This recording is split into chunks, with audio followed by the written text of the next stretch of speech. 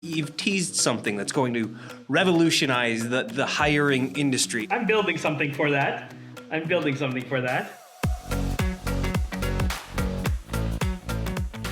Welcome to Hired the Podcast, the conversation with the best and brightest hiring minds across the industry. I'm Travis Miller, and today I'm talking with Josef Stetter. Josef is a resume whisperer who's helped over 11,000 people land their dream jobs. Also the author of 10 books and a corporate culturist who has worked with large and small companies to enhance their overall work culture, improving performance and efficiencies. Plus, he's got a hell of a journey to get to where you are today. Josef, I wouldn't say that you have the most conventional path to your current position, but it kind of makes sense. Listen, I don't think that the experts that really know what they're doing have had a conventional path to anything. And thank you again, Trevor, for having me on the show. At the end of the day, I think we live in a society where, government tells you need to study this. Your parents and your cultural background say this is the path that you need to have. And we're not really taught to question it. So my path forced me to question it, I guess. So let's talk a little bit about your path. How many jobs did you have? How many different careers did you have before you ended up where you were? So I've switched careers 9 times and jobs over 18 times because I didn't know what I wanted to do when I grew up. So I got to a point where I became the best in the company and I got bored. So I either quit or I got fired because I stopped caring. And along the process kind of realized, okay, let me start doing self-development, try to figure out what my passion is, what my purpose is. And as I started doing self-development courses, I kind of took a step back and went, how come nobody's applying this to a job? How come no one's applying this to interviewing candidates to better understand them? So, from the candidate side, like I remember doing the Tony Robbins Walk of Fire. And there's an exercise where to prepare you mentally to walk across 40 feet of burning coals, he spends 5 or 6 hours kind of getting all the fear out of you and then building up that memory muscle of, I can do anything. And, it was a phenomenal experience. And then after the weekend was done and I was home and I was on the high, I sat and reflected and went, how come no one's talking to people about, being different on your resume? How come interviews still ask generic, tell me about this job questions and getting the autoresponder? And then I started building systems and formulas and, volunteered my time at various government associations and various colleges, universities to lecture and kind of go, here's some ideas for you. And all of a sudden I started getting people going, oh my God, this little nugget of information made such a difference. Thank you. And so that led me to the path of being a resume whisperer and a corporate culturist.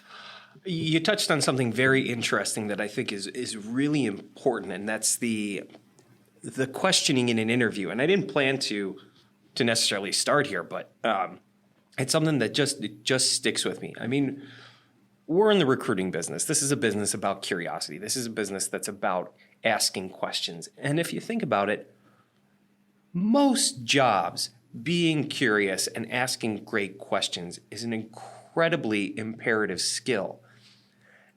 And I can't fathom how many interviews I have with people where it's not an interview even. It's not a conversation. And I try and give people so many opportunities to ask questions, to find out more about me, to find out more about the company. And they'll say, tell me about a typical day. And I'll take the time to give them a thoughtful answer. And then I ask if they have any more questions, and they say no.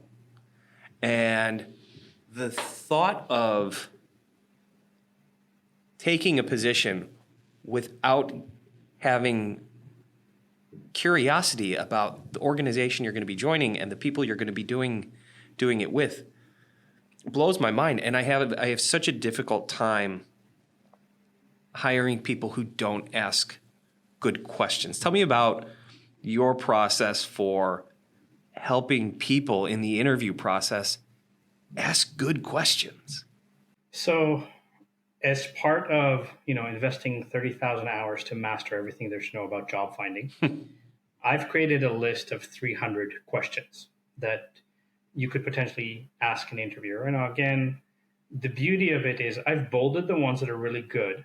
And I also explain when I coach people that, don't be a robot that's asking this exactly. So if your language palette is more simple, don't use the words in my questions, rephrase it in your own words. So 3 of my favorite questions to teach people to ask at the end of the interview. The first question is, what would you say is the biggest obstacle for success in this position? And then whatever the interviewer tells me is the obstacle, even if you've already spoken about it in the interview, you remind that interview of your experience with this and why this won't be a problem, right? The second question that I have that I love to ask is, if I were hired tomorrow, what is the first thing I can do to make an immediate impact? And so when I emphasize the word immediate impact, the interviewer is also starting to go, okay, this person wants to produce results rather than this person needs a paycheck, for example. And so it separates the idea, because when you go, oh, you know what, we're struggling, let's say, with our, Instagram response rates. So if you're hiring for somebody who's in the marketing world, they're going to start giving you strategies right then and there if they're very good at what they're doing. And the third question that I love to ask is, of other people that currently hold this position or have held this position, what are some of the characteristics that you would like to see repeated?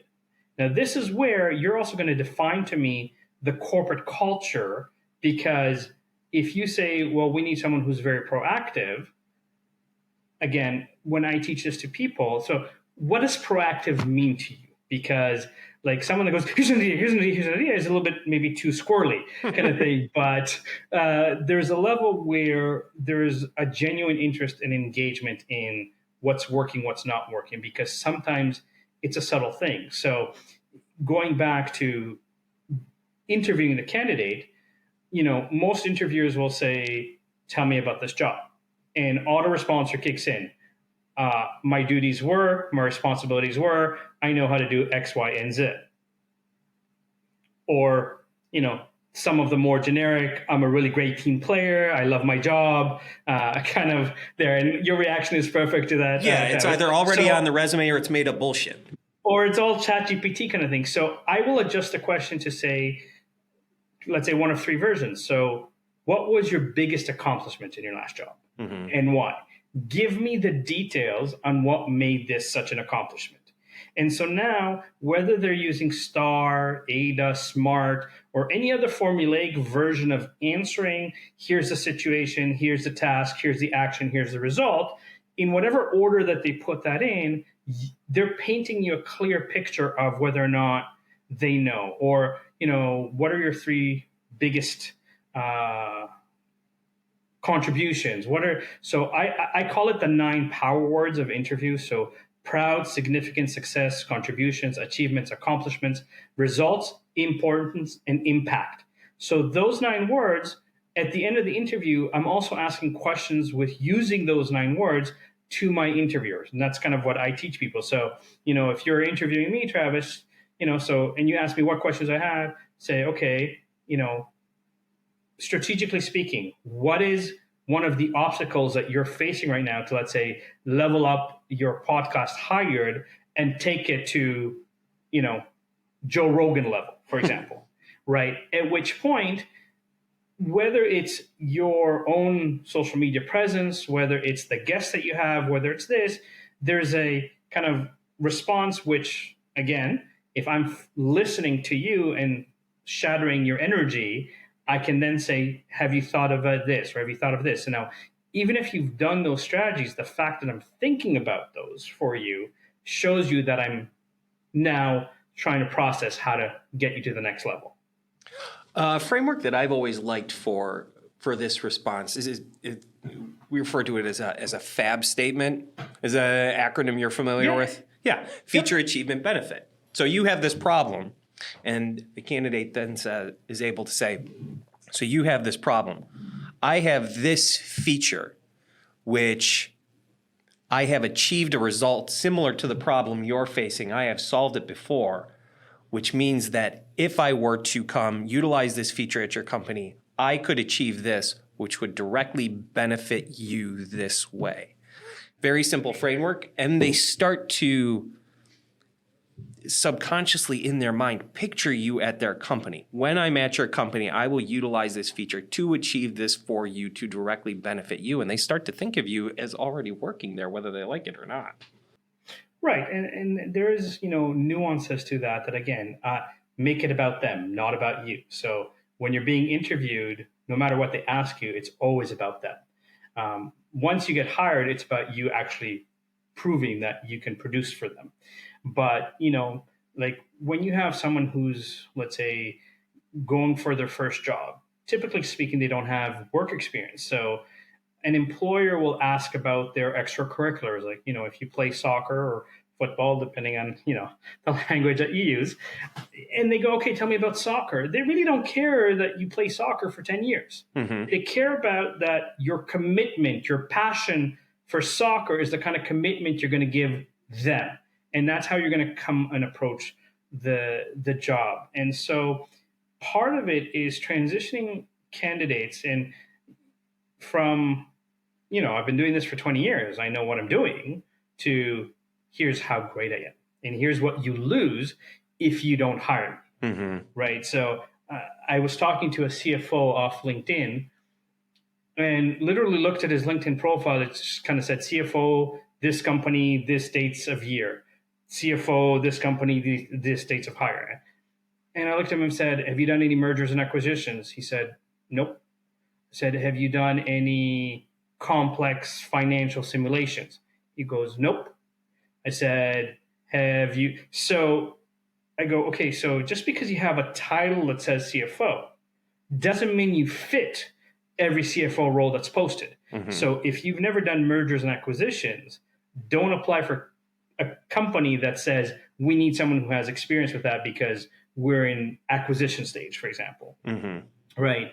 And I think that, we've become so used to kind of going, but I've done this for 20 years. No, you haven't done this for 20 years. You've had a title for 20 years. The responsibilities of the title vary from one company to the next. And especially North America now, we're in a generation where people love to give themselves titles. I worked for a private college where the receptionists were known as director of first impressions. So you're cute. Like, oh, director? No, they were still a receptionist, but the title made it sound more important.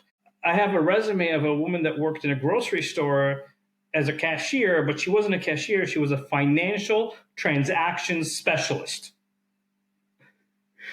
Right. So when you're kind of reading some of these titles, you can have a lot of fun with this. Yeah.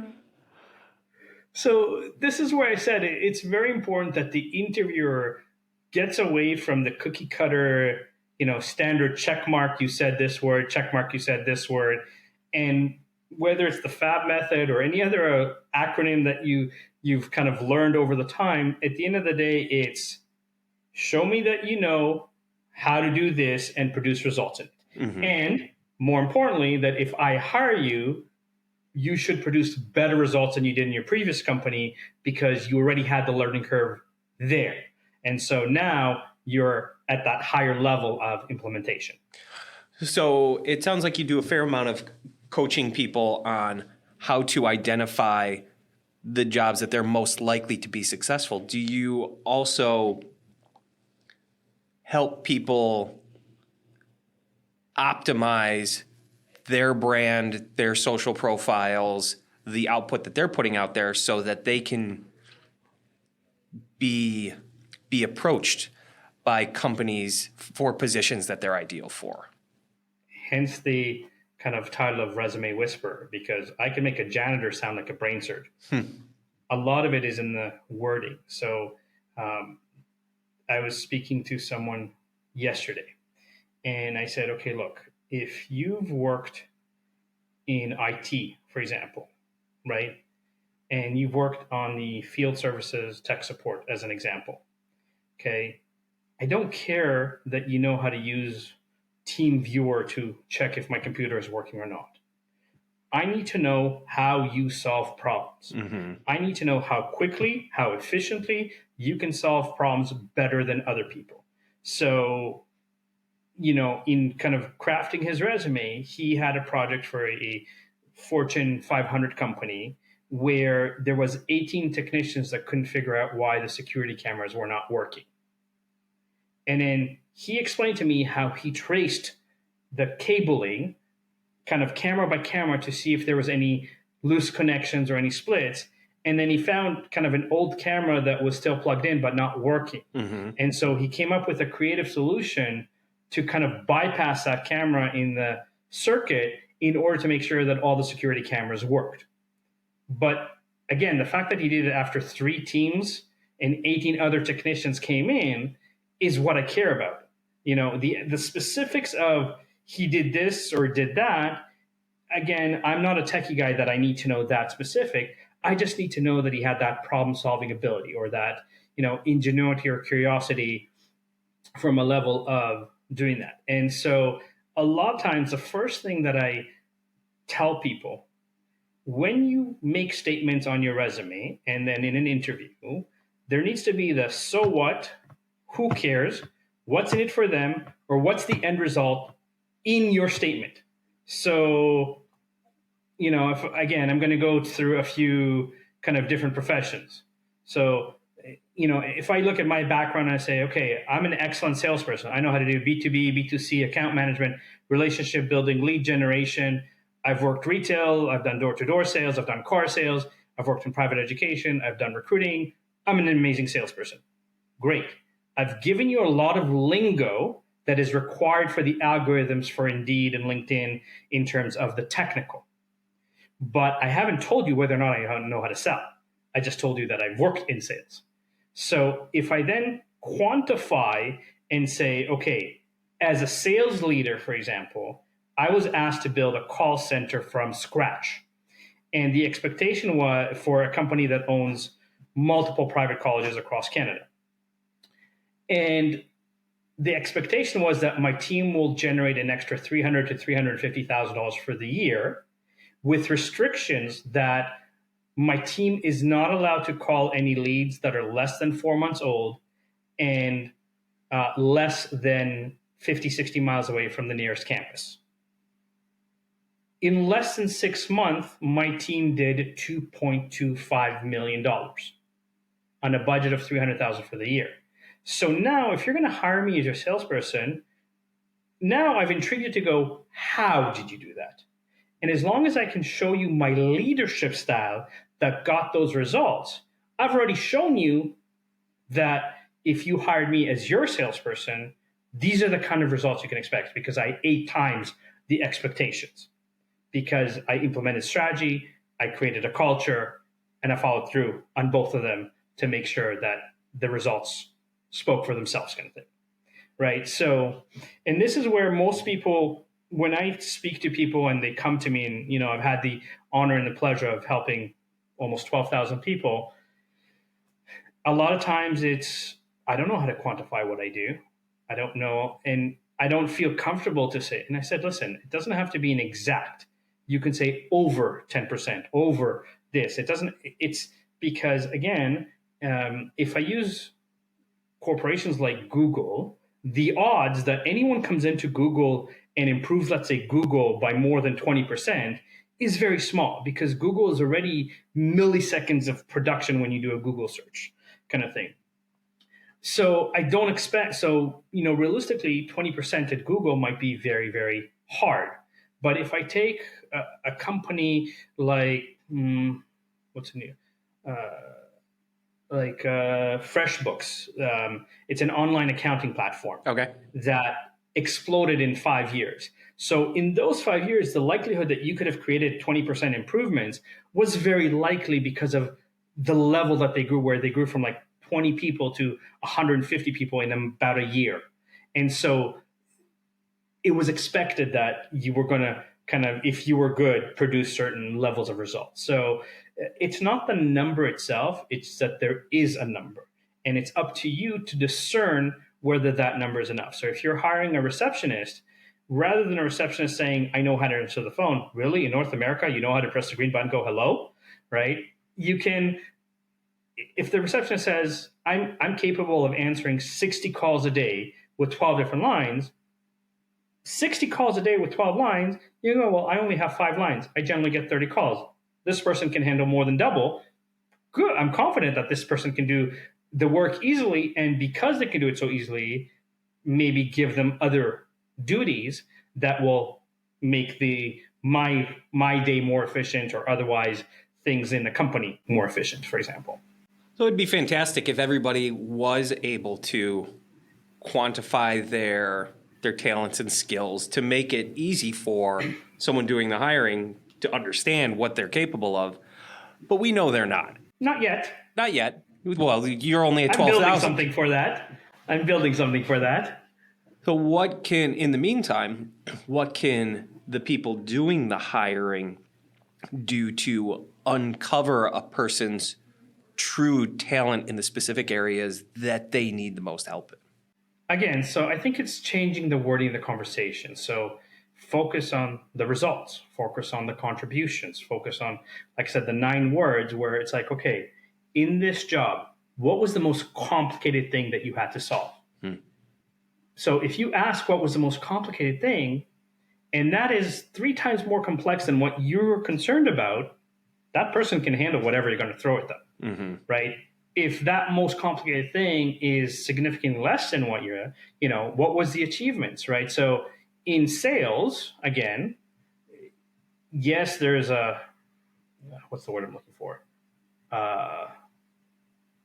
Kind of preconceived, if you've done, let's say, retail sales, that's different than doing recruiting sales, or it's different than doing, IT sales. The only difference is the cycle it takes to close a deal. Because in retail sales, you can close it right then and there. In recruiting, it might be 1 to 3 conversations, depending on how good you are at explaining your services and so forth. If you're doing IT sales, generally speaking, IT sales are millions of dollars in revenue. So you're never going to close them on the first date kind of thing. It's always going to be like, okay, let me take you out for dinner. Why don't we go golfing? Because you have C-level executives that have to come together and agree to invest millions of dollars, for example. So to me, sales is sales. It's just a matter of, do you know the processes? Do you know the systems? And so, again, when we get away from, tell me about this job, what were your duties, and get into, okay, you were an engineer, let's say a mechanical engineer, right? What kind of calculations did you need to make? Why did you need to make them? What was the most complicated solution you solved? Or what was your biggest accomplishment? And all of a sudden, you're forcing people to kind of share more because they don't think about it, but you're guiding them. So if someone says, well, you know what, I coded a website. Okay. How fast did you code this website? How extensive was the coding? How many layers? How many this? Like, I interviewed somebody that coded Amazon Prime, right? So the moment he said Amazon Prime, where he's talking to me about getting a result in 0.0001 of a second or whatever, I was like, damn, I don't need to ask much more because Amazon Prime gives you the credibility automatically, kind of thing. Kind of, but in a huge organization and such a huge project like that, I'm curious, how much credit can they claim for that? Because there's got to be massive teams and checks and balances into how does an individual, or how does somebody interviewing that individual, how do they really discern what somebody what role Again, someone break actually down played. what were their kind of projects that they were involved in. So was it the video side?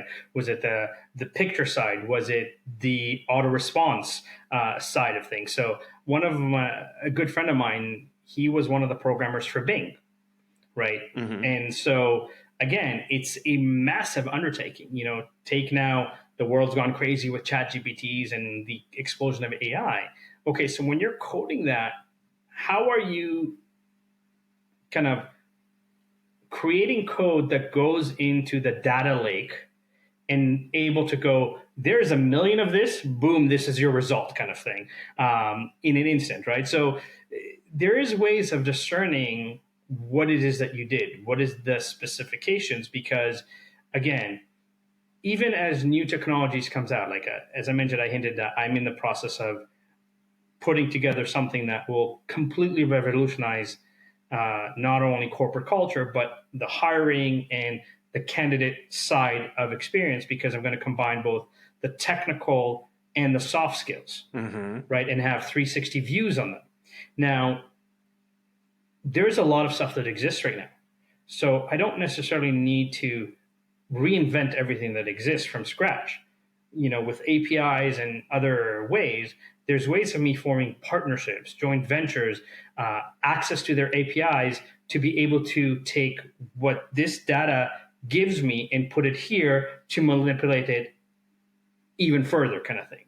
So if you look at something like Uber, Uber was first to market, and then Lyft came out of it, and a few others. You know, Airbnb was first to market, then Vrbo came out, then cottage rentals came out. Same technology, just the manipulation of data is different, and the source of information or the use of information is different. So again, a good interviewer will go, okay, you worked on this. Tell me the specifics that you worked on that are not kind of restricted confidential information, that you can tell me at least why you were involved, or you know, what elements were you responsible for. So you don't, I'm not asking you to tell me the, you know, code itself. I'm asking you to tell me the kind of process used to go from this to this and produce results, right? Whether or not you can quantify each single result, again, this is where individuals need to take ownership, where, you know, a C-level executive says, I was the visionary. A director says, I took the vision and created a strategy. A manager says, I took the strategy and created the teams, right? And then the individual said, I did this part of the strategy and the team and so forth. So as you go higher up, there's less of the day-to-day minutia and more of, here's the vision, here's the communication of the vision, and here's kind of what this vision will, or where this vision will take us, right? So if you're in an entry-level position, your job is to execute whatever the layers above you have told you are necessary to get to the vision, for example, right? And we're in a kind of twist where, you know, millennials as part kind of feel that they're owed. So they graduate high school and go, I should start at $150,000 salary because, you know, I graduated high school and I did co-op. And then they haven't learned the responsibility. They haven't learned, like, just because you have theory. And I see this a lot with some of my recruiting clients where they'll go, we'll hire a fresh MBA and save $50,000, $60,000 on salary because we don't want to pay for someone who has 20 years of experience. But the person that has the 20 years of experience has earned the right to say, I've dealt with this, not just the theory of it.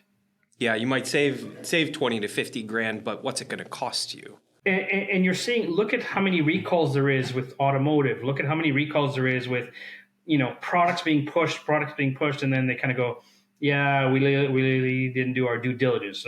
The banking industry, like, they're getting hit with hundreds of millions of dollars in fines because they don't know their client, they don't know their business, they don't know their investor.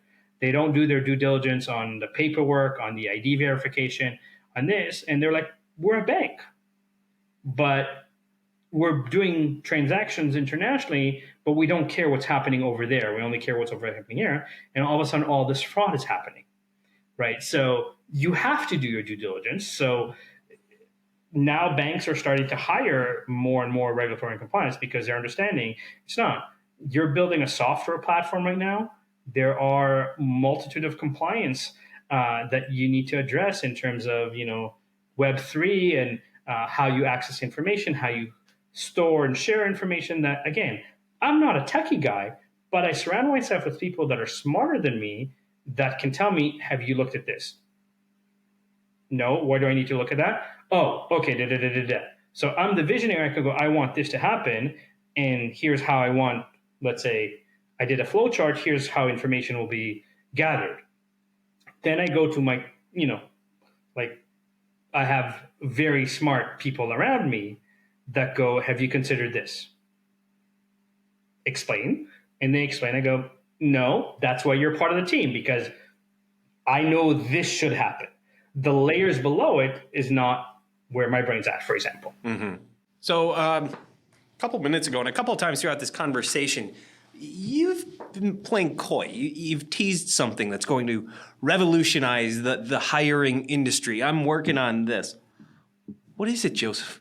You can't just drop that and leave it there. What are you doing to revolutionize the hiring industry? I'm creating a platform that will force candidates to give me data that says, here's the results I produced, here's the technical skills that I have, and they're ranked, kind of thing. Okay. And it's going to force companies to stop giving me cookie cutter job descriptions because they went on Indeed and copied somebody else's, and there's no information there that's relevant to me.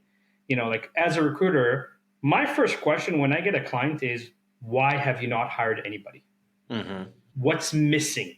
So if I'm using coders as an example, there's a very big difference between a coder who's worked in a bank or at an Amazon where, like you said, it's such a massive base and there's structures and documentation for everything, versus someone who's worked in a startup where there is no structure and they have to build the structure, right? So there's a separation right there. It's a small separation. So it's not Java is Java. It's Java, but from scratch, where nothing exists. Now, if you're resourceful to use some of the pre-existing, like Vue.js or Node.js or whatever that can make things easier because you can integrate APIs and do it, that's your genius. That's, not my genius.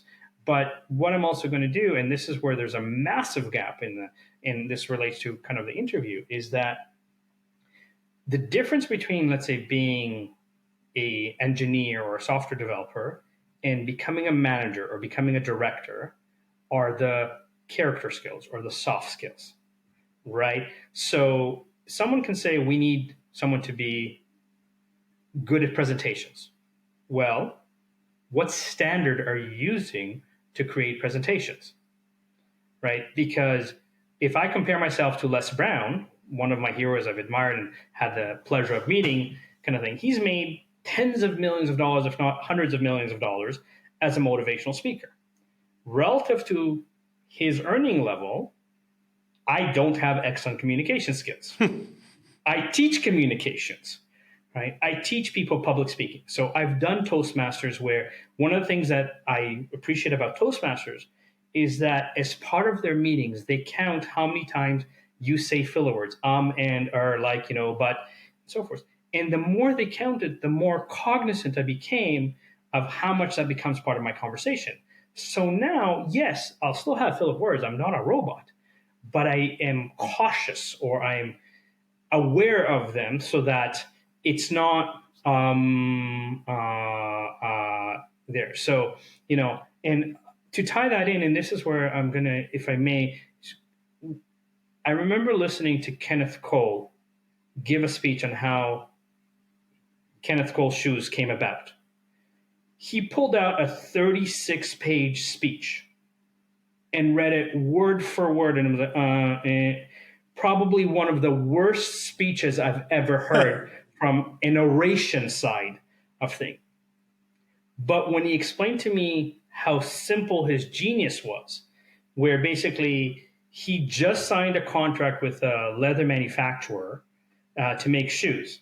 And there was this massive shoe conference where all the stores order their merchandise for the year in New York. And it was too late for him to get a booth.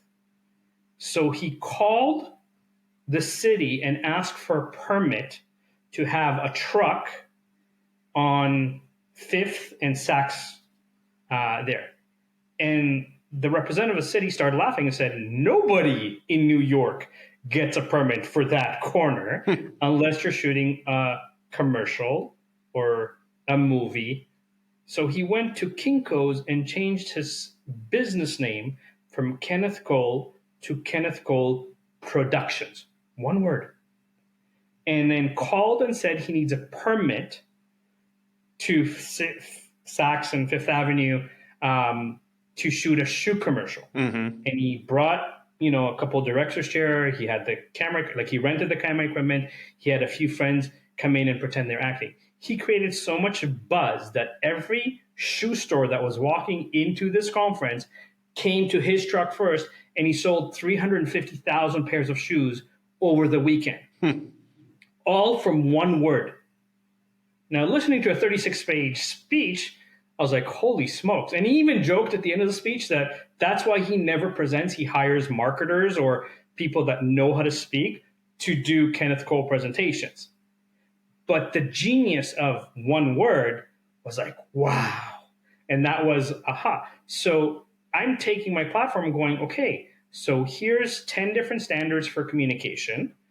So if you don't like any of these standards, you now can create your own training and development in-house, for example. And you're going to do that through mentoring. You're going to do that through your current leaders, and you're going to take what they're really good at and bring it back into the coworkers so that you can groom people. So someone who's proactive, someone who's problem solving, someone that, like the beginning of our conversation, Travis, you can kind of groom them to become the next director. And so even though they're currently entry-level job, you're grooming their soft skills. You're grooming some of the technical skills of being a visionary, finding out strategy, making decisions, because again, the higher up you go, the less it's the day-to-day, it's more of the vision, the strategy, and the ability to communicate that. Yeah. So I'm going to force people to focus, and I'm going to have data that kind of shows here's how people think, here's their communication style, here's their leadership style, so that you can tell where the gaps are. So if I'm going to replace you, Travis, and I need to work on speaking less, listening more. That's one of one of the things that I'm aware that always needs to be improved. Great.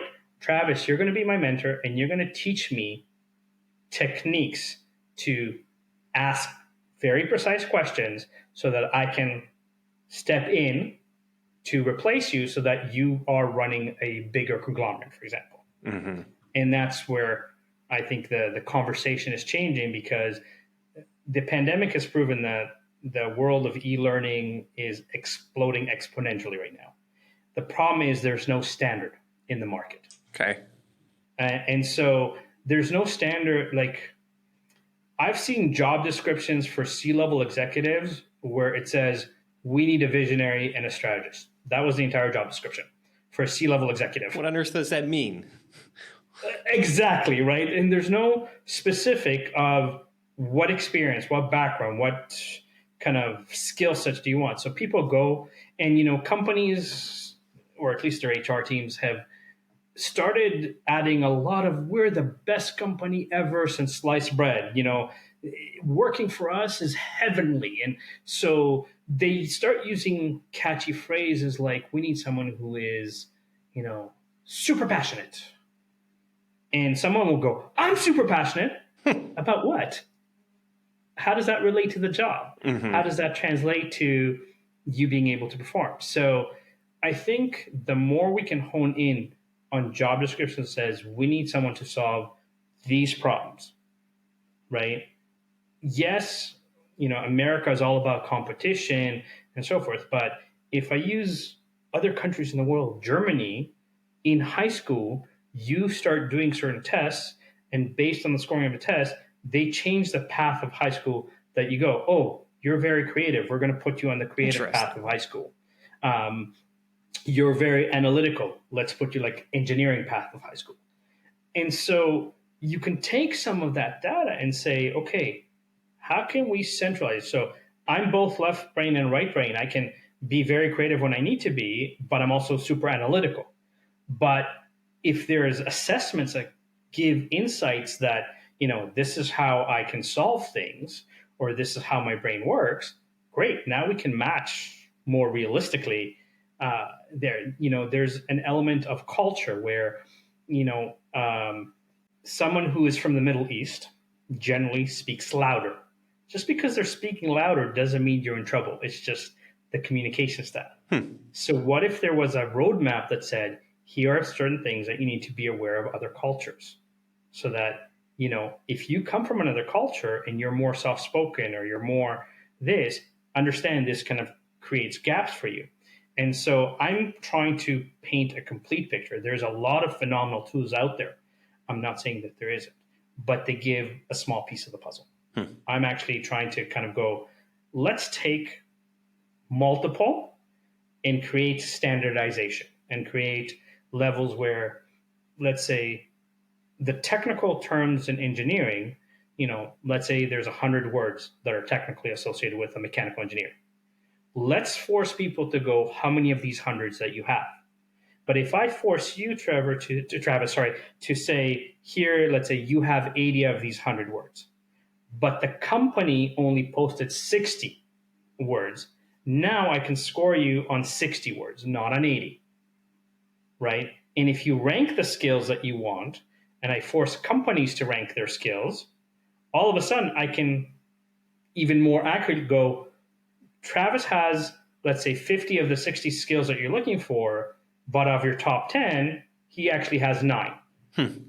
So do you care about the other 40 as much, or do you want the 9 first? Probably not. Well, it's all about putting together the puzzle. And it's I'm sorry that we didn't get time to talk about the culture piece of it, because that's a huge piece of the puzzle. But if companies could do a better job of truly understanding the problems that they need solved and searching for that, and people could do a better job. And this is where I'm going to use the analogy, if I may. Sorry for cutting you off, but like Undercover Boss. It's one of my favorite shows.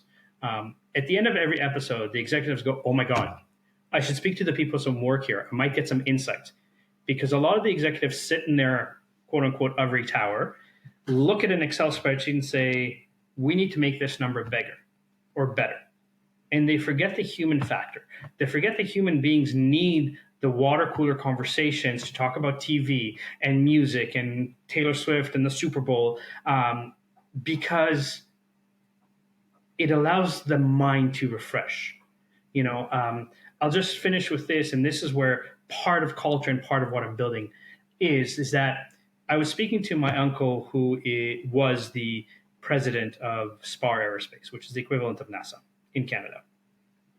We're having dinner, and he was telling me how his software developers and engineers sometimes get so focused on solving a problem that they forget to eat. I said, I want you to do a little bit of experiment. I want you to send somebody from your company once a week to Costco and buy fruits, granola bars, cookies, gummy bears, chocolate, whatever, and leave it in the office. Leave it in the lunchroom. And I want you to track productivity. Productivity increased by 20% because the engineers grabbed a few cookies and went back to their desk to solve the problem. But because of the fact that they stopped and went to eat something, their brain functioned clearer.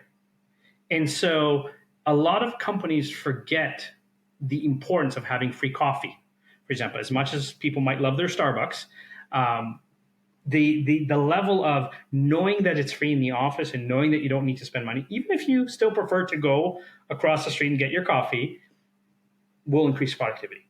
And so it's not just about the profits and losses, or KPIs that are, this is what drives a company. It's the behind the scenes of, okay, you need to groom, like you're going to be a C-level executive, you need to groom the next director. What are the gaps that exist between a C-level and a director that you need to start mentoring your replacement to make sure that there's very little learning transition errors kind of thing? And this is where we have a big gap, because a lot of companies just kind of go, you're a really good worker. Let's promote you. Yeah. And there's no support structure to kind of go, are you ready for the promotion? You might be ready in terms of strategy, but you don't know how to communicate to your coworkers, right? And this is where culture plays a big fact in having data that can go, oh, instead of just donating money to feed the homeless and getting a tax receipt, why don't we ask our employees what they actually care about? And donate the same money, get the same tax receipt, get the same PR, but now we've engaged our employees. Now our employees want to work here rather than feel miserable and hate their job, which sadly 80 to 90% of people hate in North America. Yeah. Well, all the CEOs listening, go grab a cookie and figure it all out in a quiet moment. Josef, this has been great. I really appreciate it. If people want to reach out to you, what's the best way for them to find you? So Josef Stetter is my name. On all social media, it's the same. So there's josefstetter.com, and then there's the celebrategroup.com. Both websites, are there, but LinkedIn, Facebook are where I'm most active in terms of social media. And I'm the only Josef Stetter there. And if you're not sure, because there is a duplicate of my profile, just click on the profile between the podcast, the books, the articles. It's all there. You'll find me pretty easily. Josef Stetter, this has been great. This has been Hired the Podcast. Please subscribe to get notified of all future episodes when they come. Big thank you to Noah Cuff, our producer, and we'll talk to you all soon. Thank you very much, everybody, and thank you for the opportunity. Thanks, Josef.